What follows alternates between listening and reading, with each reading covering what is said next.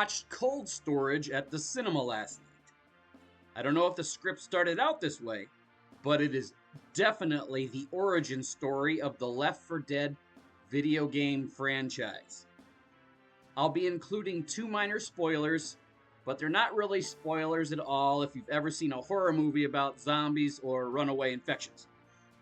The first spoiler is when you see the first human victim start getting massively bloated, more so than any others that change into zombies. Then he projectile vomits in the exact same spraying pattern a boomer does in Left 4 Dead. Then he is shot in the head once, but it causes his entire body to explode. Classic boomer trait. This also corresponds with the first level you play through in Left 4 Dead 2. As you descend the stairs of the burning hotel, you come across a meeting room where CETA, the game's version of the CDC, was operating. There is a boardroom with pictures and commentary about the boomer, which is the first of the special infected that CETA encountered. And before he fully changes, the boomer character says to the female lead, "I want to spit in your mouth." This is obviously weird and disgusting, but is a play on the joke from the game. Specifically, when the boomer explodes, multiple survivors have a reaction line of, "It's in my mouth." But when he becomes the obvious boomer more than halfway through the film. So let's back up and show you the other parallels which make this a Left 4 Dead movie. The first one you don't pick up on right away. It is a green fungus causing the infection. This is like every movie that has a killer infection in it. So you don't think about it at first. Then once you realize this is actually a Left 4 Dead movie, you can see that it is the green flu. The main character, played by Joe Keery, is named Travis, who is definitely Ellis. And his co-lead, played by Georgina Campbell, is named Naomi, but is definitely Rochelle. Like in the game, Naomi very nicely says, "You really like to talk, don't you?" Calls him chatty, twice refers to him as loquacious, which means someone who tends to talk a great deal. And the military character is on the phone with Naomi and tells her to tell Travis to shut the fuck up. Which in-game, every one of the survivors at some point tells Ellis to stop talking. Because that is Ellis's main personality trait in the game. Non-stop talking to the point of annoyance. And Travis even has a story about his friend getting him in trouble, also paralleling Ellis's stories about his buddy Keith. There's also an analog for Francis from the Left 4 Dead 1 games.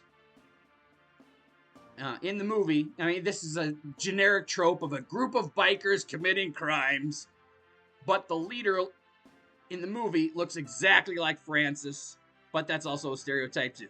He's bald, got a goatee, leather vest, bad attitude. I don't remember if the character had some tattoos, but probably so. In-game, we know Francis did prison time, but also watched a lot of his friends turned into zombies. And the last Left 4 Dead character analog is the old retired military veteran, played by Liam Neeson, who has to come back and stop the infection. You get all the classic stereotypical quotes from Bill in-game. "I'm getting too old for this," "My back's killing me," etc. Now this character is the second minor spoiler, but there's a twist. Because we get Liam Neeson making tons of references about being old and retired, having a bad back, and his back actually goes out on him. So you think he's locked in as Bill. But I posit that Liam Neeson's character is actually Papa Gator from the Left 4 Dead 2 finale to the New Orleans-based campaign, The Parish.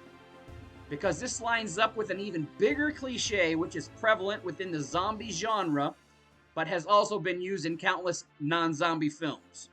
And that is, if there's a military guy in a zombie movie or video game, there's going to be bombings and or explosions. We see this in Night of the Comet, Return of the Living Dead, Army of the Dead, Resident Evil a couple times, and in Dawn of the Dead and the 28 Days franchise and various others, the military is going scorched earth and killing everyone and everything in its path. In the Cold Storage movie, the two main characters have a limited time to escape before there's a big explosion that wipes out the facility. In the Left 4 Dead 2 finale, the survivors have a limited time to escape across the bridge before Papa Gator blows up the entire thing. And this is after he's been bombing the entire city of New Orleans beforehand. So it's pretty obvious that Cold Storage is intended to be the origin story of the Green Flu and the Left 4 Dead franchise.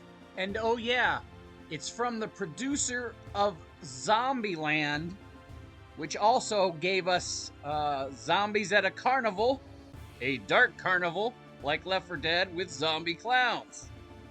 Coincidence? If you've seen the movie and I missed any other parallels, let me know in the comments below. And be sure to subscribe for more horror, occult, and Lovecraft madness. Until next time, Cthulhu FUCC.IT.